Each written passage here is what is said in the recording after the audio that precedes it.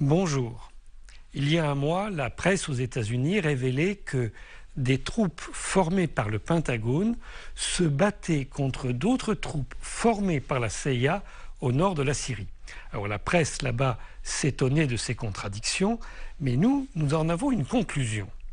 C'est que jusqu'à présent, nous avons interprété les oppositions internes dans la politique des États-Unis comme une opposition entre deux groupes différents. D'un côté, ceux qui étaient favorables à la paix ici, et d'un autre côté, ceux qui voulaient continuer le projet de remodelage du Grand Moyen-Orient et donc tout casser. Or, cet événement, de ces troupes qui se battent les unes contre les autres, nous montre qu'il y a une autre logique que ces deux-là, et une logique qui est supérieure à ces deux-là. Alors, quelle est-elle?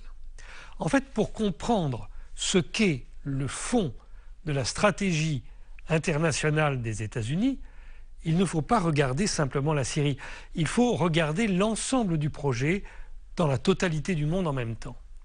Et là, que voyons-nous? Il y a actuellement deux grands foyers de guerre, la Syrie et l'Ukraine. Et puis, il y a des tensions qui se développent en mer de Chine. Pourquoi cela?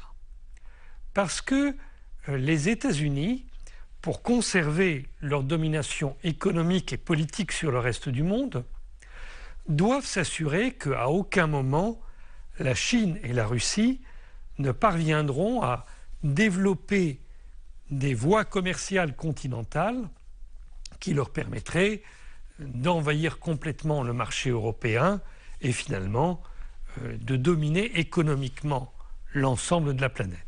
Donc, les États-Unis ont comme projet d'empêcher la construction de la nouvelle route de la soie que le président Xi Jinping avait annoncée en 2012 et qui est l'objet même de sa présidence. Donc vous vous souvenez, la route de la soie, c'est cette route qui existait dans l'Antiquité, environ 500 ans avant Jésus-Christ, et qui allait de l'ancienne capitale chinoise Xi'an jusqu'en Méditerranée, en traversant toute l'Asie centrale, puis le Pakistan, l'Iran, l'Irak, la Syrie.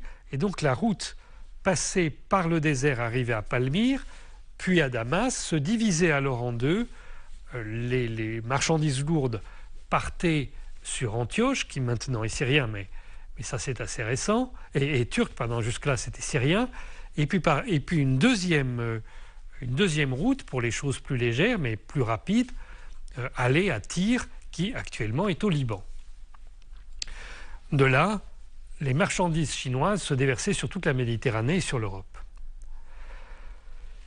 Dans le projet de M. Xi, il y a à la fois reconstituer cette route et puis en créer une autre qui aille à travers la Russie, à travers l'Ukraine, jusqu'à Berlin et dans toute l'Europe en fait.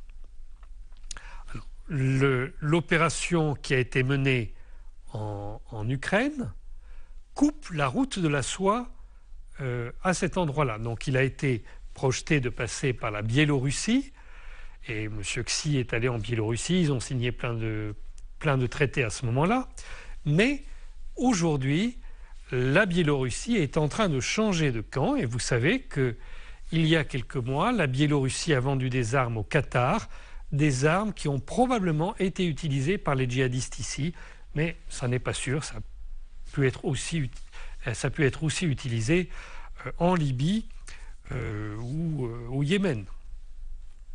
En tout cas, la route qui devait passer à travers l'Asie centrale, cette route ne peut pas aujourd'hui traverser le désert irakien et le désert syrien. Mais deux autres possibilités existent, soit passer par la Turquie, soit passer par le canal de Suez en fait. Et vous savez que la Chine a doublé le canal de Suez l'année dernière. Donc si on a cette analyse, ça veut dire qu'il n'est pas possible pour le moment de libérer la totalité du territoire syrien et qu'il faut considérer que dans un premier temps, la frontière entre la Syrie et l'Irak sera toujours une zone de chaos. Mais même si c'est le cas, ça n'empêche pas de libérer le reste du territoire. Et donc, ça doit réorienter la stratégie militaire, puisque si cette analyse est exacte, jamais les États-Unis, dans la période actuelle, ne laisseront la frontière entre l'Irak et la Syrie être en paix. Mais il est possible dès à présent de libérer Idlib et Alep, par exemple.